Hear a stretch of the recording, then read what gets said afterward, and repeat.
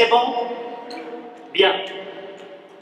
Mesdames, Messieurs, c'est un grand honneur pour moi d'être dans ce lieu magnifique pour parler de la conscience, de l'émerveillement, et de Pierre Teilhard de Chardin, sa relation à la conscience et à l'émerveillement.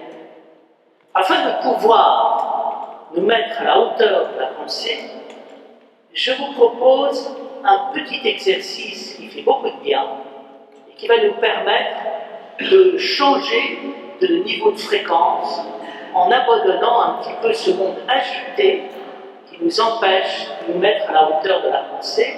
C'est-à-dire que nous allons fermer les yeux, nous allons prendre 5 profondes respirations et vous allez voir, ça va nous mettre dans, me semble-t-il, une disposition tout à fait favorable pour aborder le sujet de ce soir. Alors on y va, on ferme les yeux et on prend 5 profondes respirations.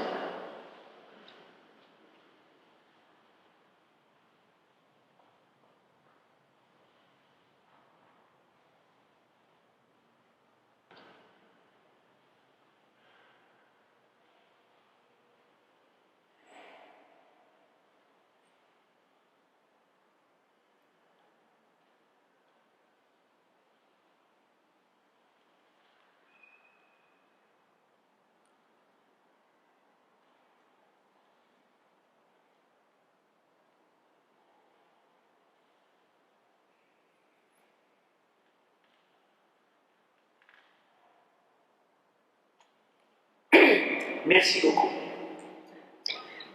Pour parler de l'émerveillement ce soir, j'ai choisi un angle précis. Je pourrais vous parler de l'émerveillement en général, ou bien de l'émerveillement par rapport à la conscience. J'aimerais en fait aller plus loin et essayer de voir avec vous pourquoi l'émerveillement est la chose du monde la plus utile qui soit pour pouvoir réfléchir d'une manière intelligente et créatrice à propos des grandes questions que nous nous posons. Je veux dire ici que quand on pense l'émerveillement, on pense souvent que l'émerveillement c'est bon pour les enfants. On pense aussi que c'est bon pour les naïfs. Mais dans la réalité, quand on est un adulte, on ne s'émerveille pas. Eh bien, si nous regardons avec attention les grands textes de la philosophie et de la métaphysique, ou bien encore l'itinéraire d'un certain nombre de savants, nous apercevons que l'émerveillement est au cœur de leur démarche et que sans lui, rien n'aurait pu exister. Alors, pour bien le comprendre, remettons-nous d'abord dans l'axe du colloque qui a lieu ces 2 jours à propos de Teilhard. Il y a quelque chose qui m'a frappé en étudiant l'argumentaire, que j'ai trouvé très bon, parce qu'il propose une véritable problématique. Que nous est-il dit dans l'argumentaire qui est développé dans les prospectus liés à ce colloque? Bien, il nous est dit que par le passé, la conscience a été vécue comme un signe divin. Tout change lorsque apparaît l'humanisme moderne au XVIIIe siècle. Et qu'à travers l'humanisme moderne, nous assistons à un certain nombre de révolutions. La première révolution, c'est ce qu'on peut appeler la laïcisation de la conscience, son autonomisation par rapport au champ religieux. Dans la culture laïque, pas question de faire de la conscience un signe divin. La conscience caractérise uniquement l'homme, l'homme étant le seul détenteur de l'esprit et ne devant rien à Dieu pour le déploiement de celui-ci. Cette révolution humaniste, en se développant, va amener avec elle une révolution matérialiste et non plus simplement humaniste. Ce matérialisme se manifestant sous trois formes. Premièrement, le matérialisme sociopolitique développé par Marx. Deuxièmement, le matérialisme somatopsychique développé par Freud. Et troisièmement, le matérialisme neurobiologique développé aujourd'hui par ce qu'on appelle les neurosciences et les BICS, sur lesquels je vais revenir tout de suite. Nous assistons aujourd'hui à un véritable paradoxe. Lorsque l'humanisme prend le pouvoir de la culture, que se passe-t-il? Ce n'est pas simplement la conscience laïque qui remplace la divine conscience, mais c'est le désir d'avoir une conscience totale de la conscience à travers une science de la conscience. Ce qui va aboutir paradoxalement à évacuer totalement la conscience. Et on se rend compte, lorsque Marx, dans l'idéologie allemande, à travers les thèses sur Feuerbach, développe cette proposition qui a été maintes fois reprise. Ce ne sont pas la conscience et les idées qui mènent le monde, c'est le monde qui mène les idées et la conscience. Au niveau somatopsychique, on s'aperçoit que l'apparition de l'humanisme et du projet d'avoir non seulement une conscience, mais une conscience de la conscience grâce à la science de la conscience, ça se traduit chez Freud par une véritable démystification de la conscience qui vise à disqualifier totalement son pouvoir par rapport à l'inconscient. Et ici, nous assistons à un déplacement. Ce n'est plus la conscience qui est capable d'avoir conscience d'elle-même, mais c'est la science, passant par l'inconscient, sous la forme de la théorie, qui permet véritablement d'élaborer une conscience de la conscience.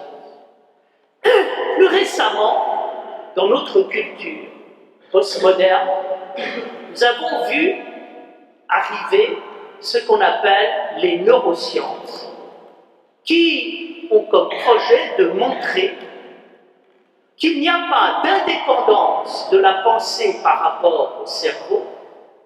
En quelque sorte, c'est le cerveau qui pense, ce n'est pas la pensée qui pense. Cette réduction de la conscience au cerveau participe d'une démystification de l'esprit que l'on voit apparaître, par exemple, chez Jacques Renaud, à la fin du Hasard et la nécessité, où celui-ci nous propose une véritable croisade de la lumière contre les ténèbres, la lumière s'appelant la science et les ténèbres s'appelant l'esprit, émanation de l'animisme qui apparaît comme l'obstacle épistémologique par excellence au champ scientifique. D'où le développement aujourd'hui de ce qu'on appelle les BICS, qui associent la biologie, biology en anglais, l'informatique, information, and cognitive sciences, sciences cognitives. Le but étant de mettre en place un dispositif de contrôle total de la conscience humaine par la science et même de reproduction de la conscience humaine à travers des robots capables de faire preuve de conscience, en tout cas c'est là le projet avoué, aussi bien que les hommes. Par là même, il nous faut bien comprendre le problème qui se pose aujourd'hui dans notre société, notre culture et s'agissant de la vie. En clair, il y a deux positions. La première position, c'est celle de savoir s'il importe de démystifier totalement la conscience et de s'en débarrasser, en suivant pour cela le réductionnisme sociopolitique, somatopsychique ou bien encore neurobiologique, ou bien s'il y a une pertinence à conserver la notion de conscience. En ce qui me concerne, je crois qu'il y a une pertinence à conserver la notion de conscience. Et je dirais même plus à conserver la notion de conscience comme signe divin. Pour bien le comprendre, je crois qu'il n'est pas inutile de revenir un peu plus en détail que je l'ai fait sur le drame qui se déroule dans notre culture et qui passe par l'humanisation de la conscience, la matérialisation de la conscience, l'impensé à propos de la conscience et la réaction créatrice de Teilhard qui nous ouvre sur une réhabilitation de l'émerveillement, par quoi je terminerai mon propos. La conscience est-elle un signe divin? La conscience a été vécue primitivement comme un signe divin. Si nous nous reportons au poème de Parménide, penseur du VIe siècle, nous assistons à ce que veut dire une expérience divine de la conscience.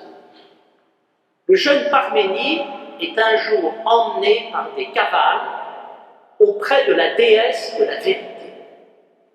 Et là, prenant sa main, la déesse de la vérité l'enseigne et lui dit que dans l'existence, il existe deux chemins. Il existe un chemin qui est un chemin de vérité et il existe un chemin qui est un chemin d'erreur et de difficulté. Le chemin de vérité dit simplement deux choses. L'être est et ne peut pas ne pas être, et d'autre part, penser et être, c'est le même. Penchons-nous un peu sur le poème de Parménide et sur la signification de cette parole, penser et être. Nous sommes dans un contexte religieux initiatique où il est révélé à l'homme que la pensée est le fond des choses. Je crois important d'apercevoir le contexte dans lequel on est. On ne va pas comme ça vers les vérités fondamentales de l'existence, et en particulier vers l'idée incroyable que la pensée qui est totalement invisible est le fondement de l'existence. Il faut une préparation morale, spirituelle, pour se hisser à ce niveau de pensée. Aujourd'hui, nous apercevons que si nous avons du mal à penser une pensée comme celle de Parménide, d'où cela vient-il? D'une seule chose, on ne se prépare jamais à penser, on pense toujours à partir de nos réactions immédiates qui sont héritées du tumulte du forum et du vacarme des opinions. On ne prend pas le temps de méditer. Qu'est-ce qui me permet de dire que la pensée est à travers elle l'être et le fond des choses? Une chose très simple que Aristote a très bien expliquée: si j'appelle pensée la capacité de faire vivre les choses, je m'aperçois que derrière le visible que je vois, il y a l'invisible que je ne vois pas, qui réside dans cette capacité de faire vivre ce qui est. Et qu'est-ce qui est capable de faire vivre ce qui est? C'est une pensée. D'où l'idée importante, développée par Aristote, par Platon, par tous les grands penseurs de l'Antiquité, disant que c'est l'intelligence qui gouverne le monde. C'est toujours une expérience bouleversante de passer du visible à l'invisible. Si nous intégrons dans notre mental l'idée que l'invisible existe, j'ai l'impression que le visible en sort rehaussé. Nous apercevons que la réalité va beaucoup plus loin qu'on ne le pense. Et quand on fait une telle expérience, je crois qu'on a envie de remercier le ciel de nous avoir illuminés et ouvert les portes de la connaissance. J'ai toujours remercié moi-même ceux qui me rappelaient que nous sommes reliés à l'invisible et que l'invisible existe. C'est la raison pour laquelle, dans l'Antiquité, lorsque les sages faisaient de la philosophie, ils priaient avant d'en faire, d'être éclairés, inspirés par les dieux. Quand ils avaient été éclairés et inspirés par les dieux, ils remerciaient encore d'avoir été éclairés et inspirés, et ils priaient à nouveau. Pendant longtemps, la conscience, la pensée, le rapport à l'être se sont développés dans une atmosphère initiatique, spirituelle et religieuse. Alors, qu'est-ce qui se passe dans notre culture? Nous avons assisté à une laïcisation progressive de la notion de conscience. Cela commence avec Socrate, qui se situe d'une façon un peu ambiguë à l'égard de la conscience. Si d'un côté, Socrate, comme Platon, fait de la contemplation du divin et des manifestations du divin le plus haut état de conscience de l'humanité, il n'empêche que, pour accéder à la conscience, Socrate utilise le discours, et en particulier le discours ironique, montrant les contradictions de ses interlocuteurs, afin de les amener à une prise de conscience. Bien sûr, que le raisonnement intellectuel puisse nous permettre de prendre conscience de l'invisible est une bonne chose, mais notons que ça ne se fait plus sur un mode initiatique. Même chose avec saint Augustin, dans un domaine chrétien.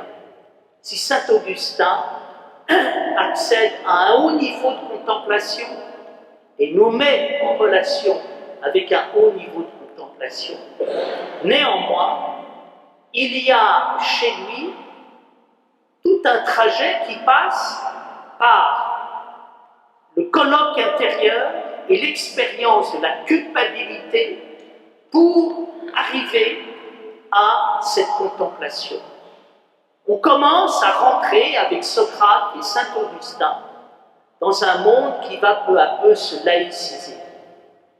Les choses sont particulièrement claires au XVIIe siècle avec Descartes.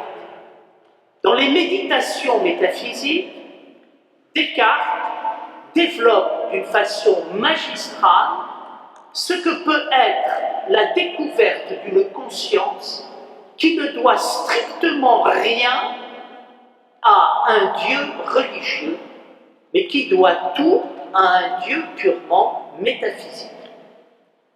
Descartes se demande s'il existe quelque chose de vrai dans le monde, et afin de découvrir la vérité, il entreprend de douter de tout, pour s'apercevoir qu'il n'est pas possible de douter de tout, étant donné que pour douter de tout, il faut bien qu'il y ait une personne qui existe et qui pense. D'où la fameuse phrase « je pense donc je suis », qui a été souvent très mal comprise, dans laquelle on croit qu'il s'agit de la part de Descartes d'un dogmatisme de la conscience voulant tout dériver de l'intelligence de celle-ci, alors qu'il s'agit uniquement de déconstruire un scepticisme radical qui entendrait croire qu'il n'y a pas d'être absolu dans la vie. Il y a de l'être absolu et ma propre présence d'être humain le montre, étant donné que le doute n'est possible que parce que moi j'existe et je pense.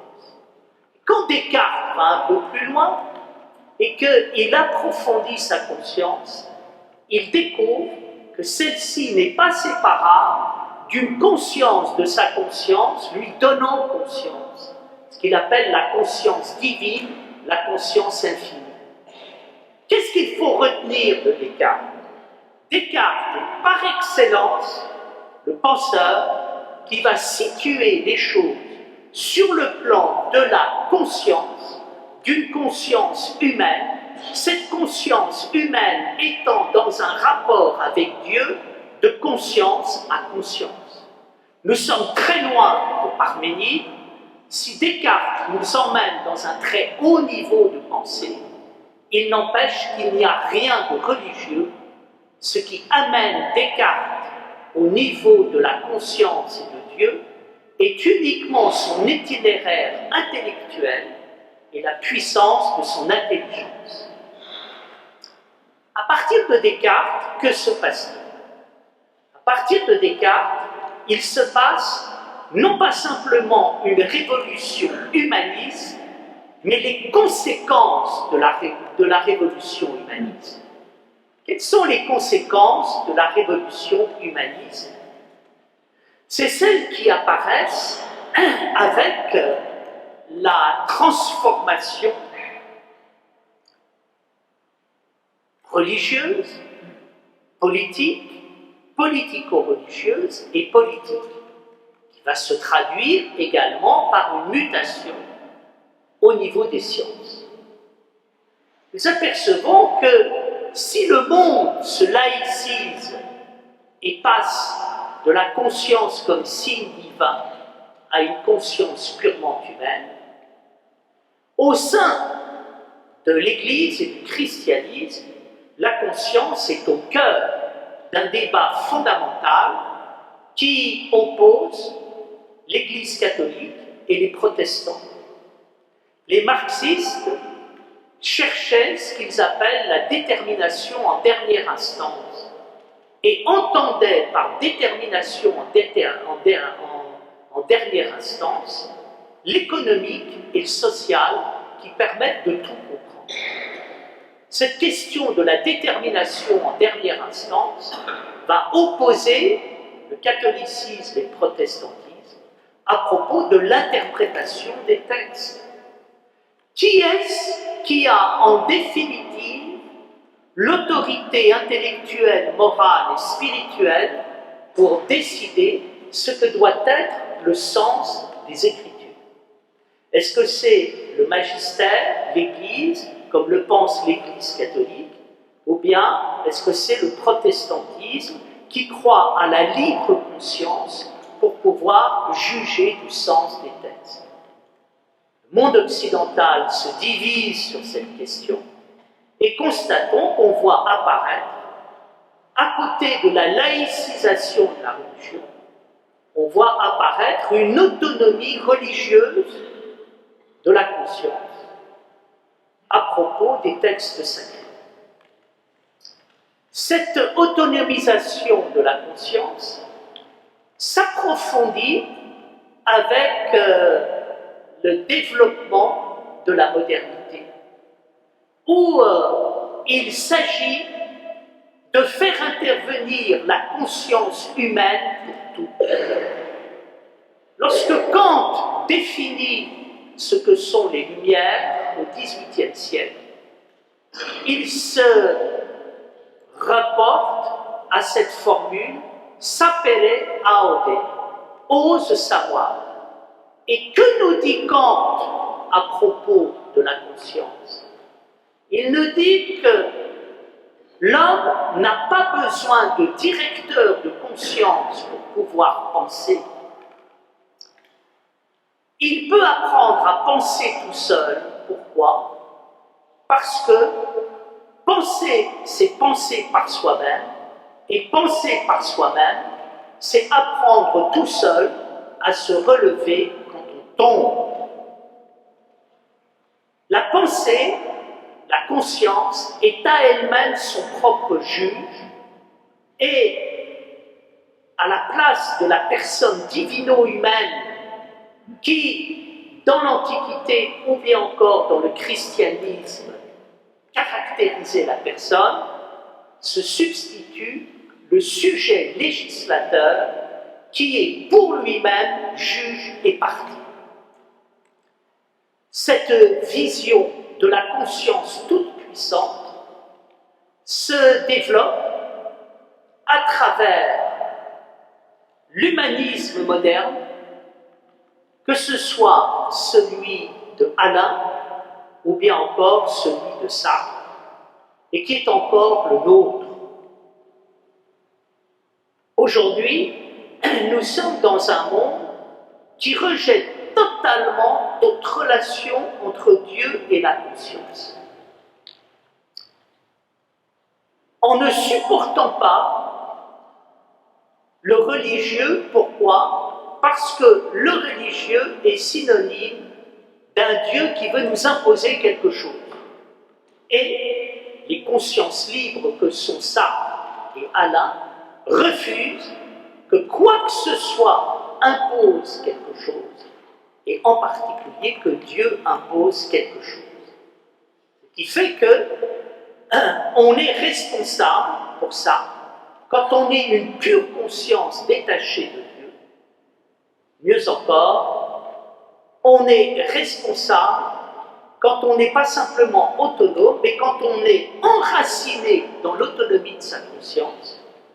Et Alain fait de cette conscience autonome le pilier de toute sa vision du monde.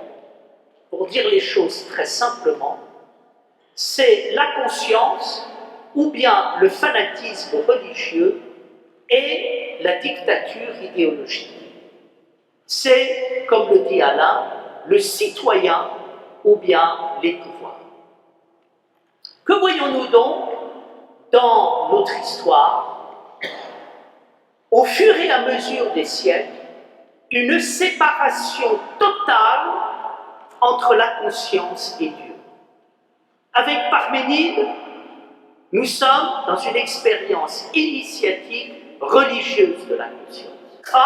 Et avec Saint-Augustin, nous sommes encore dans une vision divine de la conscience, où les intuitions fondamentales de l'homme sont pour Socrate données par les dieux et pour Saint-Augustin données par une illumination mystique. Mais déjà, nous voyons qu'on commence à laïciser cette conscience en pensant que le raisonnement intellectuel ou bien encore l'expérience de la culpabilité morale permet d'accéder à cette conscience. Puis, au fur et à mesure où on voit apparaître l'humanisme moderne, la conscience est totalement désolidarisée de Dieu et on arrive à une conscience purement humaine. Aujourd'hui, on se félicite de l'humanisation de la conscience et de son autonomie. On pense que celle-ci est une bonne chose, qu'elle est libératrice. Pourquoi? Parce que toute notre culture a été élevée et continue d'être élevée dans l'idée fondamentale que la religion c'est le mal et que les religions sont ce qui a fait le plus de mal sur terre et que se séparer totalement du religieux, c'est se libérer du mal sur la terre. On pense donc que l'on est totalement libre à partir du moment où on assiste à une autonomie de la conscience par rapport au champ religieux. Or, qu'est-ce que nous apercevons? Nous pouvons apercevoir ici le paradoxe dans lequel nous vivons. L'humanisme moderne qui prétend défendre la conscience, en fait, l'a détruite. Et l'autonomie de la conscience a remis en question et l'homme et la conscience elle-même. C'est un paradoxe énorme. Nous vivons dans un monde qui se réclame de la conscience, mais en même temps, nous vivons dans un monde qui la tue. Nous vivons dans un monde qui se réclame de l'humanisme, et le même monde qui se réclame de l'humanisme le tue. Pourquoi? J'y reviendrai. Parce que nous n'avons jamais imaginé que Dieu puisse être créateur et pas simplement autoritaire. Et que quelque part, Dieu peut libérer l'homme et effectivement donner une autonomie à celui-ci. Lorsque l'humanisme se développe, que se passe-t-il? Quelque chose dont j'ai déjà parlé. L'humanisme veut la conscience.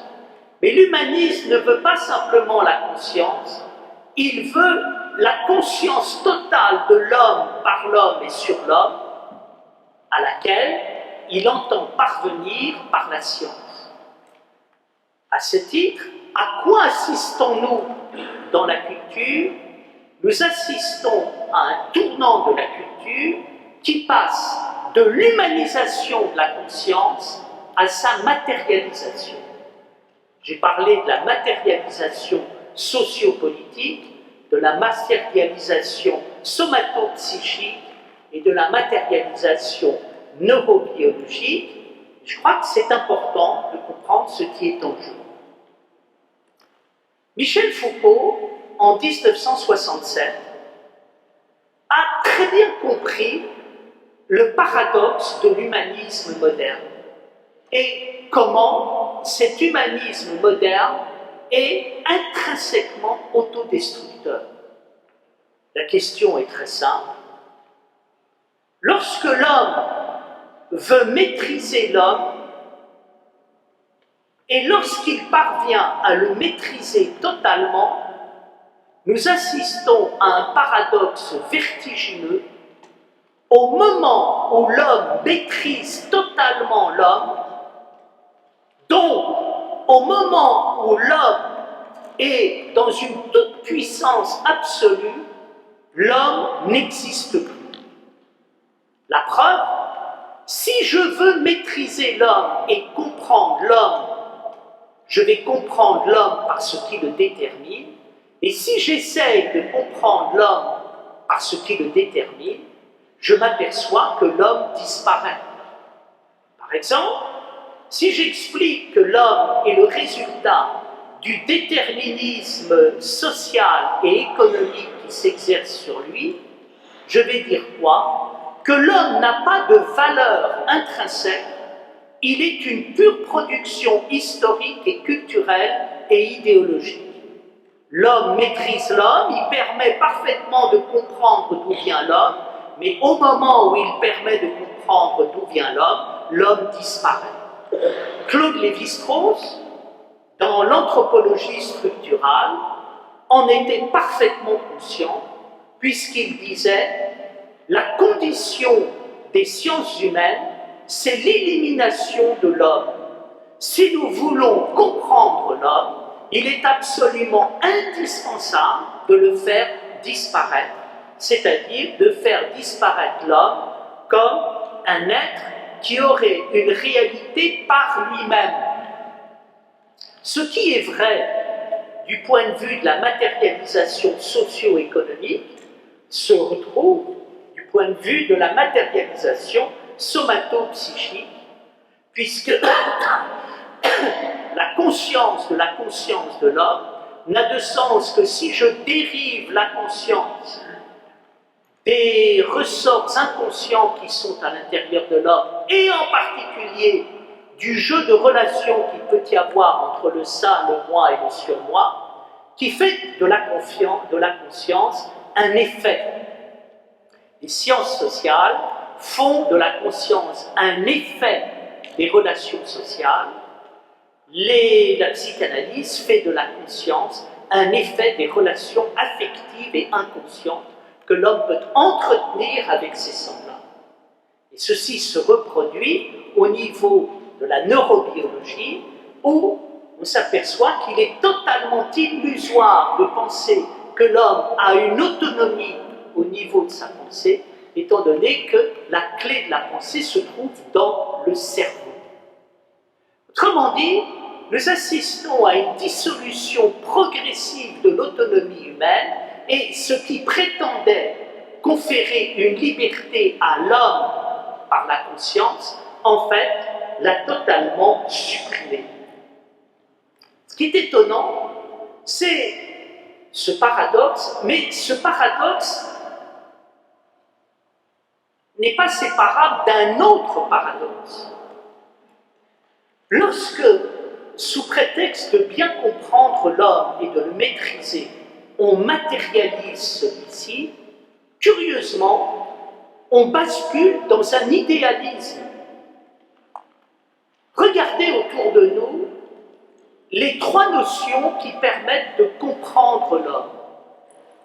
Vous apercevrez très vite que nous sommes dans plein idéalisme. Lorsqu'on veut comprendre aujourd'hui l'homme, qu'est-ce que nous faisons? Nous le matérialisons par trois éléments. Le premier, c'est la société, le deuxième, c'est le corps, et le troisième, c'est le cerveau. Mais, réfléchissez avec moi. Est-ce qu'on nous dit d'où vient la société? Est-ce qu'on nous explique d'où vient le corps? Est-ce qu'on nous explique d'où vient le cerveau? On ne nous explique jamais. On s'aperçoit que société, corps et cerveau sont des instances, je dirais presque mythiques et idéales, qui permettent de tout comprendre sans que rien ne les comprenne. En fait, nous sommes dans un idéalisme intellectuel qui idolâtre la société, le corps et l'homme comme moyen de pouvoir, soi-disant, procéder à une explication radicale de l'homme et ainsi à une maîtrise de l'homme par l'homme. Bref, c'est la raison pour laquelle nous sommes en pleine crise intellectuelle et morale depuis déjà des années, parce que nous ne sommes jamais sortis du paradoxe autodestructeur dans lequel nous sommes. Si d'un côté, notre culture se réclame de l'autonomie de l'homme et de la conscience afin de respecter l'homme, malheureusement, dans les faits, eh bien, c'est l'inverse qui se produit. Et je crois que nous apercevons aujourd'hui ce paradoxe avec le transhumanisme. Si j'écoute un moment les apôtres du transhumanisme, je découvre quoi? Que leur projet est d'arriver à la toute-puissance de l'homme. Et quand est-ce que l'homme arrivera à la toute-puissance de l'homme? Quand celui-ci arrivera à fabriquer un robot infiniment plus intelligent que l'homme, auquel l'homme sera invité ou sommé d'obéir. D'où, j'ai envie de dire, la difficulté dans laquelle nous sommes pour penser notre humanisme et le fait que nous sommes à un moment désemparés il y a quoi. Continuons à avancer. Derrière ces paradoxes, où l'autonomie de l'homme débouche sur la destruction de l'homme, qu'y a-t-il en profondeur? En profondeur, il y a ce que j'appellerais un impensé. Et si nous comprenons cet impensé, nous avons des chances de pouvoir reconstruire l'homme et de lui donner une véritable science, une véritable conscience. Nous devons à Rabelais cette formule: science sans conscience n'est que ruine de l'âme. Qu'est-ce que ça veut dire? Science sans conscience n'est que ruine de l'âme. Ça veut dire une chose très simple, que le problème fondamental de la science comme de la conscience, c'est pas la science, c'est pas la conscience, c'est l'âme. Qu'est-ce que c'est que l'âme? L'âme, c'est une expérience que Pascal décrit très bien quand il fait la description de ce qu'est une véritable expérience de conscience, et nous pouvons dire derrière une véritable conscience d'émerveillement. Dans un texte magnifique, Pascal oppose l'esprit de géométrie à l'esprit de finesse. L'esprit de géométrie, c'est celui qui est capable d'aller de la partie vers le tout. L'esprit de finesse, c'est celui qui est capable d'aller du tout vers la partie. L'esprit de géométrie nous permet de ranger le monde derrière des grandes généralités qui permettent d'avoir une représentation conceptuelle et par là même globale. Gros problème, l'esprit de géométrie n'est pas capable de pouvoir nous donner une expérience de la conscience et par là même une véritable intelligence de nous-mêmes ainsi que du monde. Qu'est-ce qui nous permet d'avoir une expérience de l'intelligence de nous-mêmes et du monde? C'est une expérience de conscience. Qu'est-ce que c'est qu'une expérience de conscience? C'est une expérience de finesse. Et qu'est-ce que c'est qu'une expérience de finesse? Une expérience de finesse, c'est ce qui se passe quand je vais rentrer dans la finesse de l'existence. Cette finesse de l'existence existant dans ma sensibilité, et derrière ma sensibilité, ma capacité de pouvoir rentrer dans l'intimité des choses. Qu'est-ce qui se passe si je rentre dans l'intimité des choses? Je vais commencer à rentrer dans l'intimité de la vie, et si je passe, et si je rentre dans l'intimité de la vie, je vais dans un dialogue d'intime à la vie et de la vie à intime. Je vais être dans un dialogue d'intime à intime qui fait que la vie va commencer à me parler sans jamais finir de me parler. Et là, j'aurai une véritable expérience de l'intelligence. Qu'est-ce qui me permet d'avoir une intelligence de l'orange? C'est pas que je connais des données objectives sur l'orange, les orangers, la manière dont ceux-ci poussent et leur commercialisation à travers le monde. C'est aussi qu'à un certain moment, j'ai goûté une orange et je suis capable à partir de là de la savourer, et en étant capable de la savourer, je suis capable de parler de la saveur du monde. Et si je parle de la saveur du monde, qu'est-ce qui se passe? J'ai parlé de ce qu'il y a de plus miraculeux à l'intérieur du monde. C'est qu'il y a quelque chose qui est infiniment heureux dans l'existence, qui est à la fois le fait que le monde existe et le fait que j'existe et que je suis capable de savourer les choses. Et si à un moment je suis capable de savourer les choses, j'aurai compris quelque chose de l'existant. Qu'est-ce qui fait que je comprends quelque chose de l'existant? Si j'ai toute la science du monde, mais je ne suis pas capable de savourer les choses et de vivre d'intime à intime, je n'ai rien compris dans l'existence. Mais si n'ayant pas la science de l'existence, j'ai quand même Mais si n'ayant pas la connaissance de l'existence, mais étant c'est la saveur de l'existence, j'aurais compris quelque chose à ce que vivre veut dire. Et par là même, qu'est-ce qui se passe? Si j'ai la saveur de l'existence, je vais sauver la science. Qu'est-ce qui fait que la science va exister? C'est que je trouve le monde intéressant, c'est que je trouve le monde captivant, et que je dirais, mes amis, le monde est tellement captivant et savoureux que ça vaut la peine de revenir vers lui avec nos connaissances objectives et nos outils à la fois physiques, mathématiques, chimiques et biochimiques pour pouvoir le connaître. Et là, qu'est-ce qui va se passer? Parce que j'aurai un sens de la saveur, j'aurai un sens du savoir. Et je vais pouvoir créer un gai savoir comme le souhaitait Nietzsche. À travers cela, nous comprenons quoi? Que les choses importantes dans la vie ne résident pas dans l'autonomie de la conscience, mais dans l'expérience de la conscience. Et qu'est-ce que c'est que l'expérience de la conscience? L'expérience de la conscience, c'est la rencontre éblouissante qu'il peut y avoir entre l'intimité et la vie, et qui fait qu'à un moment, le monde nous apparaît, nous apparaissons dans le monde. Ça donne quoi? Ça donne ce que Hegel décrit dans la phénoménologie de l'esprit, à savoir des figures.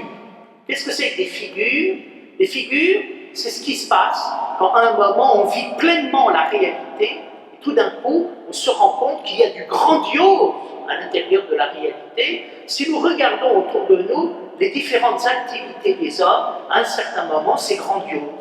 Vous allez dans les marchés, vous allez dans les usines, vous allez dans les ateliers, vous allez dans la recherche, vous voyez tout ce qui se passe. Ben, sans nous en rendre compte qu'il se passe des tas de choses passionnantes, grandioses, humaines, bouleversantes.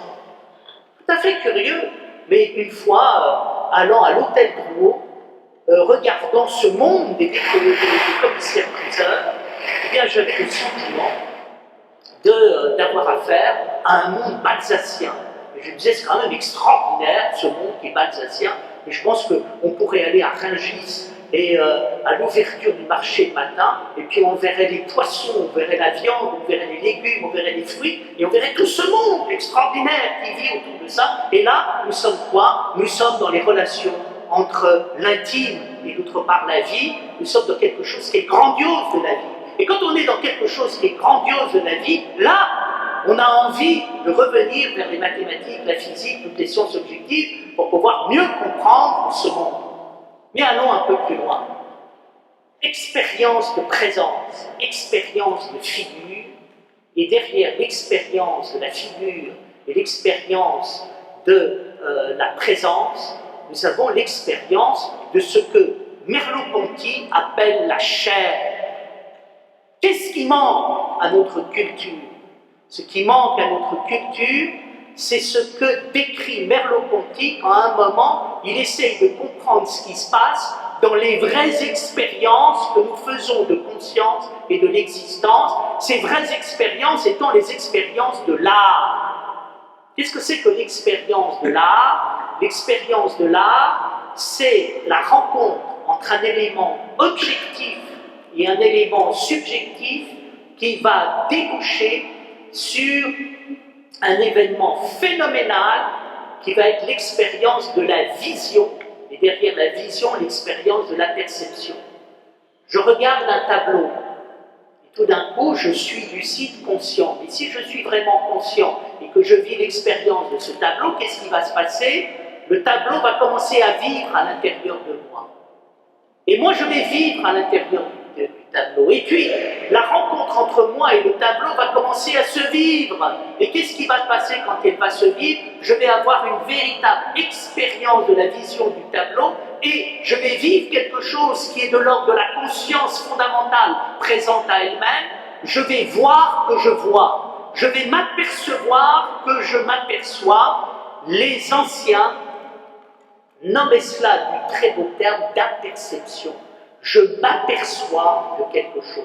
Je suis devant un tableau, mais qu'est-ce qui fait que je vois le tableau? C'est que je m'aperçois que ce tableau existe, je m'aperçois que j'existe, et j'aperçois quelque chose de l'ordre de l'existence qui se met à vivre à l'intérieur de moi. Que se passe-t-il? Là, je suis dans la chair. je m'aperçois que le tableau vit en moi, que je vis dans le tableau, que le monde vit, que tout vibre. Et là, nous pouvons quoi? Nous pouvons commencer à vivre. Nous avons fait une expérience de naissance. J'ai toujours beaucoup aimé cette parole de Simone Weil, la philosophe, qui disait « Il est donné à très peu d'êtres d'avoir conscience que les choses et les êtres existent. » Eh bien, Merleau-Ponty, Hegel, Pascal nous montrent quoi? Dans les vraies expériences de la vie, on n'est pas dans la maîtrise intellectuelle du monde en essayant d'expliquer par la société, par le corps, par le cerveau d'où vient la conscience. On vit la conscience et on fait une autre expérience de l'origine de la conscience. Ce n'est pas une origine que je maîtrise, c'est une origine que je reçois, c'est une origine qui m'inspire, c'est une origine qui vient de la vie. La conscience, le cerveau, la pensée ne vient pas du cerveau, la pensée elle vient de la vie à travers le cerveau. Alors, à partir de là, ça nous permet peut-être de comprendre l'intérêt de Teilhard pour notre réflexion de ce soir. Teilhard, avec Pascal, avec Hegel, avec Merleau-Ponty, mais il me semble ajouter quelque chose de plus. Et pour pouvoir le comprendre, je me suis permis de rassembler quelques éléments de son autobiographie spirituelle que je vais vous lire, qui paraissent particulièrement éclairants. Le texte est un tout petit peu long, mais je pense qu'il est tellement passionnant que ce côté un peu long passera très bien. Voici ce que dit Teilhard.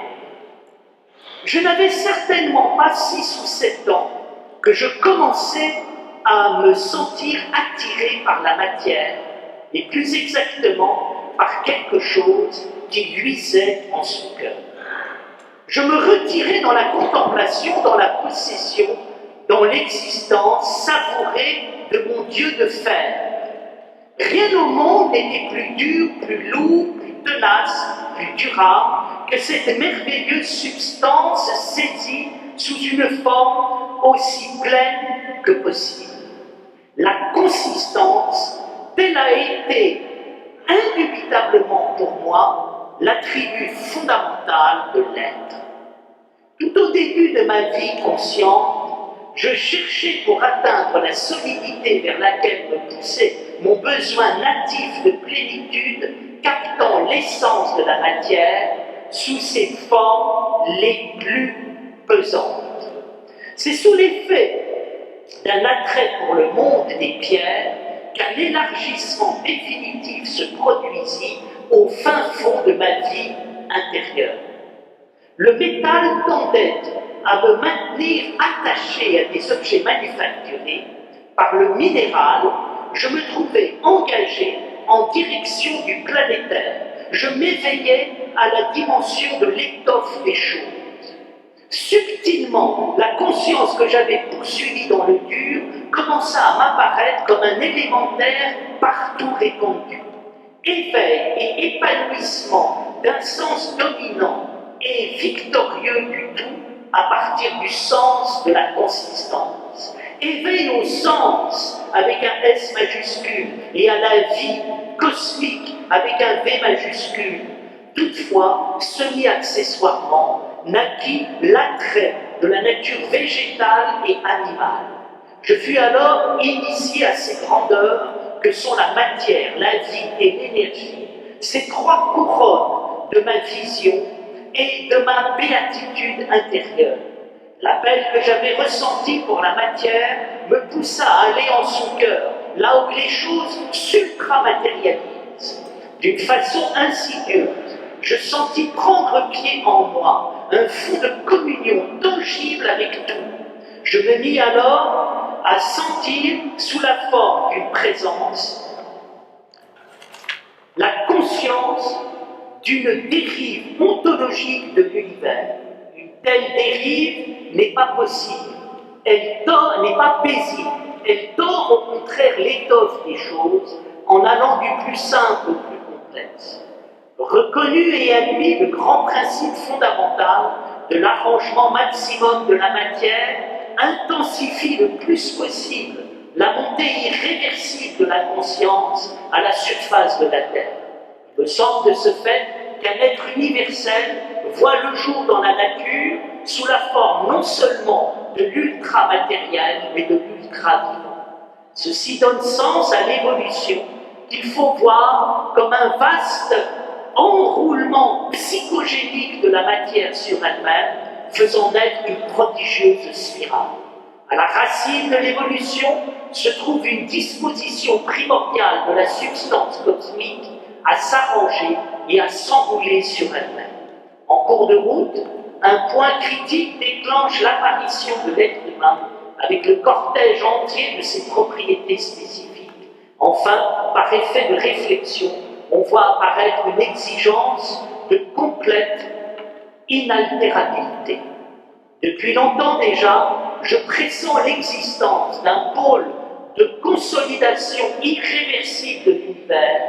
Je me suis aperçu que dans un monde reconnu comme convergent, émerge un point double mystérieux où le multiple totalement arrangé sur soi émerge intérieurement à force de se réfléchir. Dans ce point singulier se découvre le centrique en qui convergent le cosmique, l'homme et le christique. Dans l'évolution, l'homme n'est encore qu'à un stade embryonnaire au-delà duquel se profile l'ultra-humain. Dans cette évolution, un point d'ultra-réflexion est exigé par la maturation humaine sous la forme d'un espoir d'immortalité. Dans cette dérive créatrice, chaque ego est appelé à atteindre son paroxysme dans un super-ego. Le Christ correspond au passage de l'homme mortel à l'homme immortel et inaltérable. Ce passage s'opère par l'amorisation du monde, produit par un embrasement extraordinaire de la matière dans un jaillissement d'étincelles. Mesdames, Messieurs, ça, c'est une expérience de conscience. Quand on lit activement Teilhard, on peut avoir l'impression qu'il est un matérialiste, déduisant le Christ, l'homme, la conscience, l'esprit, de l'autotransformation de la matière. Certaines personnes lui ont fait reproche d'être athée. La vérité est tout autre. Si nous sommes attentifs à Teilhard, nous voyons que c'est le contraire d'un athée qui s'exprime, tout en ayant un grand sens de la matérialité. Je suis frappé d'apercevoir la relation qu'il peut y avoir entre Bergson et d'autre part Teilhard. Teilhard dit ne rien comprendre à la durée chez Bergson, n'empêche que, pour des raisons qui existent souvent dans l'histoire, il y a une communauté de pensée évidente entre les deux. Qu'est-ce que nous dit Bergson?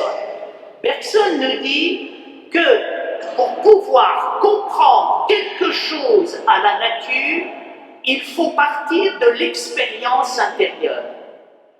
Quand je pars de l'expérience intérieure, qu'est-ce qui se passe?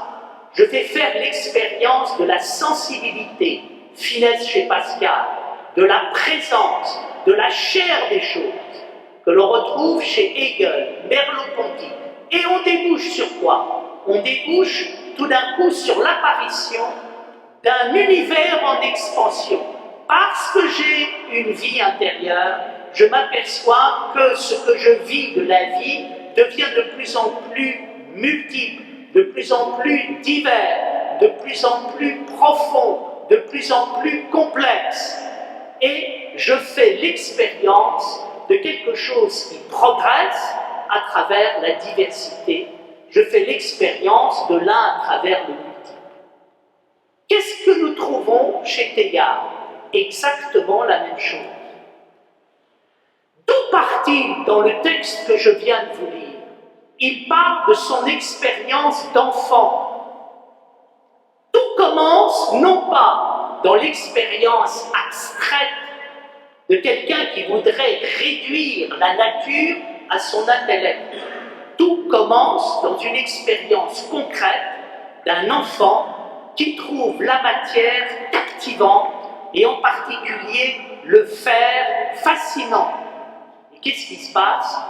Teilhard va vivre cette expérience de fascination et passer du fer au minéral, du minéral à la vie, de la vie à l'homme et de l'homme au Christ. Qu'est-ce que nous trouvons? Nous trouvons ici la découverte par Teilhard de ce principe de réflexion dont je parlais chez Parménide et qui est le cœur de l'invisible. Quand nous vivons intérieurement la nature, nous découvrons à l'intérieur de la nature quelque chose qui fait vivre la nature, et nous découvrons quelque chose qui fait vivre la nature à travers différents plans de conscience qui sont en même temps des plans de réalité qui sont des plans de conscience. Et qu'est-ce qui se passe? Il se passe que tout d'un coup, de l'intérieur des choses, nous découvrons un visage stupéfiant du Christ, à savoir le Christ n'est pas simplement ce personnage historique ô combien bouleversant qui essaye d'apporter de l'amour dans un monde de haine et de division, mais le Christ est à l'intérieur même de l'évolution cosmique comme ce qui permet à celle-ci d'aller à un moment vers un programme qui est sidérant. À un certain moment, je crois que c'est dans la messe sur le monde, Teilhard a ce cri, il parle du Christ Pantocrator, du Christ tout-puissant, tel qu'on le voit se développer sur les fresques des églises byzantines. Eh bien, le Christ Pantocrator, c'est quoi? C'est pas simplement le Dieu d'où on vient, mais c'est le Dieu où on va et qui accomplit tout. Qu'est-ce qui est tout à fait étonnant dans l'expérience intérieure que développe Teilhard? Il développe ici l'expérience, il développe ici la découverte d'un principe d'accomplissement qui se trouve à l'intérieur du monde. Et son expérience, qu'est-elle? Bien, elle ressemble beaucoup à ce qu'on peut appeler l'expérience de la vie intérieure. Quand nous avons une vie spirituelle, ben, qu'est-ce qui se passe? Nous cheminons intérieurement vers quelque chose qui est l'accomplissement de nous-mêmes, la plénitude de nous-mêmes, la perfection de nous-mêmes. Et quelque part, à un moment, nous nous voyons progresser vers cette perfection et cet accomplissement. Quand on est un père spirituel qui regarde l'évolution spirituelle des êtres, eh bien, qu'est-ce qu'on voit? On voit des êtres qui ont en eux un potentiel spirituel qui est en train de s'accomplir. Qu'est-ce qu'il y a de tout à fait original chez Teilhard? C'est que cet accomplissement spirituel qu'il vit ou qu'il voit vivre chez certaines des personnes qui lui sont confiées, il le voit vivre dans tout l'univers. Et comme Bergson, qu'est-ce qu'il voit? Il voit le monde comme une gigantesque expérience spirituelle, chose que l'on retrouve chez Hegel, et qui renvoie à une sorte de vision grandiose qui a été déjà développée dans l'Antiquité par Platon et Aristote, et puis aussi par les grands théologiens de la tradition chrétienne. Alors ça me permet de terminer mon propos par une réflexion sur l'émerveillement. Quand nous lisons Teilhard, nous voyons quoi? Nous voyons qu'à un certain moment, l'émerveillement est inséparable de sa vision évolutive de la matière. Et l'émerveillement est ce qui va faire de lui le paléontologue qu'il est devenu, mais aussi quelqu'un qui avait un sens de toutes les sciences, la biologie, la physique, la zoologie. Qu'est-ce que c'est que l'émerveillement? Pour bien comprendre l'émerveillement, il faut distinguer les choses merveilleuses de l'émerveillement. Les choses merveilleuses sont une chose, et quand nous parlons de l'émerveillement, on confond souvent les choses merveilleuses avec l'émerveillement, c'est-à-dire on parle de ce qui nous a émerveillés. C'est très bien, mais l'émerveillement, c'est pas ça. L'émerveillement ne se trouve pas dans les choses merveilleuses, l'émerveillement se trouve ailleurs, et il se trouve dans quoi? Il y a une seule chose qui est merveilleuse et qui produit de l'émerveillement, c'est quoi? C'est la surprise. Quand est-ce que je suis émerveillé? Je suis émerveillé quand j'ai affaire à quelque chose à quoi je ne m'attendais pas. Par quoi se manifeste la surprise à l'intérieur de l'existence? Je crois qu'elle se manifeste à travers 5 choses: l'admiration, la liberté, l'ingéniosité, le miracle et la simplicité. La première chose merveilleuse, c'est l'émerveillement lui-même. Qu'est-ce que c'est que l'émerveillement? L'émerveillement, c'est l'admiration. Qu'est-ce que c'est que l'admiration? C'est se faire miroir. Quel est le paradoxe de l'émerveillement? D'un certain point de vue, il n'y a pas plus bête que d'admirer. Il n'y a pas plus bête que de s'émerveiller. Pourquoi? Parce qu'on est là, béat d'admiration, quelque part dans un état de passivité totale. Ça fait qu'il y a quelque chose d'énervant. On dit tu devrais agir plutôt que de t'émerveiller ou d'admirer. Sauf qu'il n'y a pas plus actif que l'émerveillement. Qu'est-ce que c'est que l'émerveillement, l'admiration? L'admiration, c'est que je vais me faire passif devant la réalité. Quand je vais me faire passif devant la réalité, qu'est-ce qui va se passer? Le monde extérieur va rentrer en moi et va commencer à me nourrir. Et quand il va commencer à me nourrir, il va me faire percevoir les multiples et la diversité des choses qu'il y a autour de moi. Et tout d'un coup, il va réveiller le monde et le monde va devenir une extraordinaire richesse. Qu'est-ce que c'est que l'émerveillement? L'émerveillement, c'est la clé de la résurrection. Qu'est-ce qui fait que nous sommes morts? Ce qui fait que nous sommes morts, ce n'est pas que nous allons quitter le monde. Ce qui fait que nous sommes morts, c'est que même vivant dans le monde, nous ne vivons pas. Nous vivons comme si nous étions endormis, nous vivons comme si nous étions morts, comme si le monde n'existait pas. Nous sommes des morts alors que nous devrions être des vivants. Et qu'est-ce qui permet à un moment de ressusciter le monde? Eh bien, c'est justement l'expérience de l'émerveillement. Qu'est-ce qu'il y a à la base de la science du théâtre? À la base de la science du théâtre, il y a un émerveillement devant le faire, et devant quoi? L'expérience de la consistance. C'est-à-dire, il y a de la matière, il y a de la dureté, et la dureté et la matière, c'est quoi? C'est l'expérience du réellement réel, et le réellement réel, c'est génial. Pourquoi? Parce que quand je fais l'expérience du réellement réel, ma vie devient réellement réelle et je viens à l'existence, je deviens un être réel. Deuxième chose tout à fait extraordinaire dans l'expérience de l'émerveillement, c'est la liberté. Qu'est-ce que c'est que la liberté? La liberté, c'est ce qui se passe quand on fait l'expérience de la limite et du dépassement de la limite. C'est quoi l'expérience de la limite et du dépassement de la limite? C'est l'expérience de la réalité, c'est l'expérience de la pensée, c'est l'expérience de l'amour, c'est l'expérience de la rencontre humaine, c'est l'expérience de tout ce qu'il y a de plus passionnant à l'intérieur de l'existence. Qu'est-ce que c'est que l'existence? L'existence, c'est m'apercevoir que je croyais savoir alors que je ne sais rien, étant donné que les choses vont beaucoup plus loin que ce que j'imagine, et quand il n'y en a plus, il y en a encore. C'est l'expérience du savant qui, à un moment, regardant la réalité et regardant son travail, disait « Au début de ma carrière, je croyais pouvoir définir la matière, je croyais pouvoir définir l'atome, je croyais pouvoir définir les mathématiques, et je m'aperçois à un moment que je ne sais rien. Je ne sais rien, pourquoi? Parce que tout va infiniment plus loin que ce que j'imagine. C'est quoi l'expérience de la liberté? L'expérience de la liberté, c'est ce qu'expérimente Teilhard. C'est-à-dire que tout d'un coup, il aime le fer, il découvre à l'intérieur du fer la consistance, et puis tout d'un coup, il découvre le minéral, et puis il découvre le planétaire, et puis il découvre la vie, et puis il découvre à un moment cette complexification de la vie à travers l'homme, et à travers l'idée que quelque part, la vie veut devenir une vie consciente, et que d'autre part, la vie ne peut pas simplement devenir une conscience, mais la vie, elle veut devenir quelque chose d'immortel.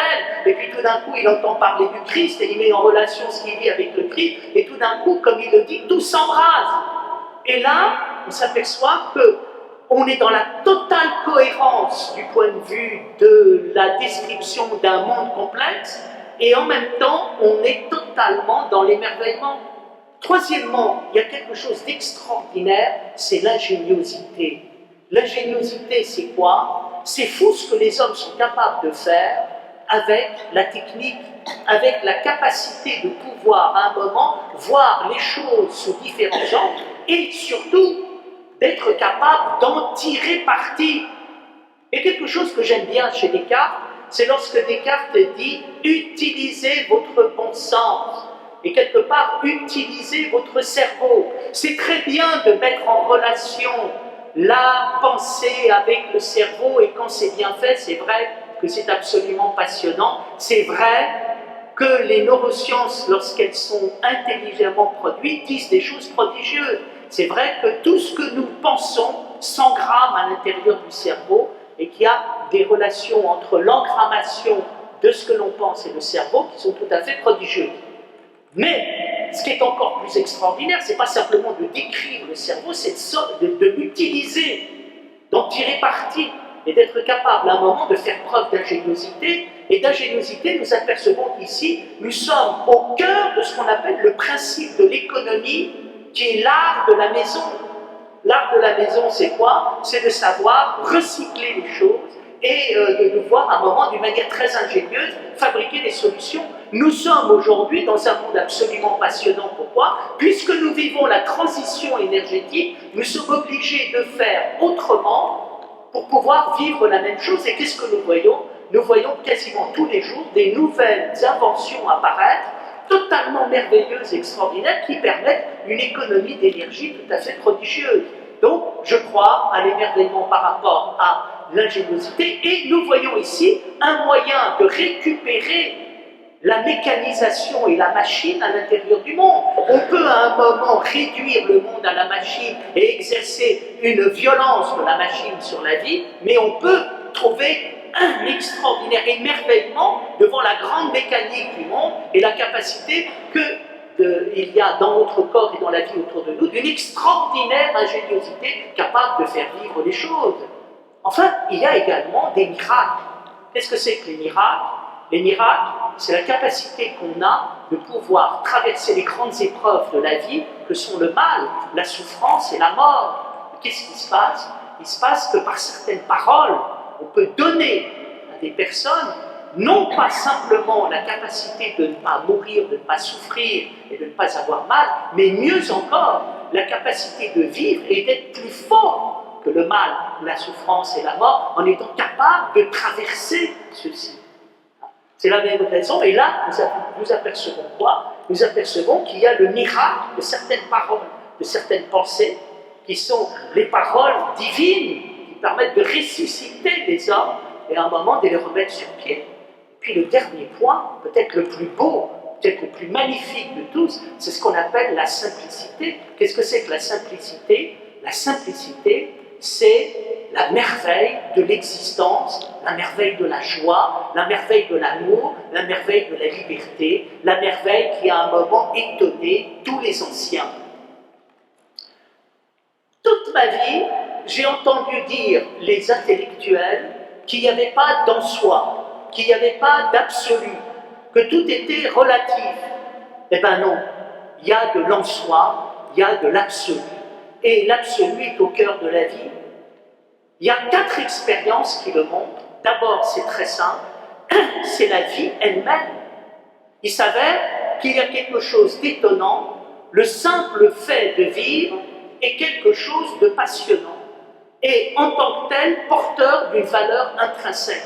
Nous protégeons la vie, nous protégeons les hommes, nous protégeons les enfants, nous protégeons les êtres humains. Pourquoi? Parce que nous pensons que l'être humain a une valeur en soi. Le jour où il n'y a plus de valeur en soi de l'enfant, de la vie et de n'importe quoi, il n'y a plus de vie.